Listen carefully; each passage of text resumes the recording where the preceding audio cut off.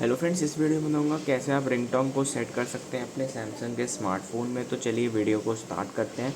सबसे पहले सेटिंग्स पे आ जाना है। सेटिंग्स पे आ जाने के बाद साउंड एंड वाइब्रेशन पे क्लिक करना है। यहाँ पर देख सकते हैं रिंगटोन सेलेक्ट करके यहाँ पर कोई सी भी रिंगटोन सेलेक्ट कर सकते हैं। देख सकते हैं यहाँ पर बहुत तरह की रिंगटोन है।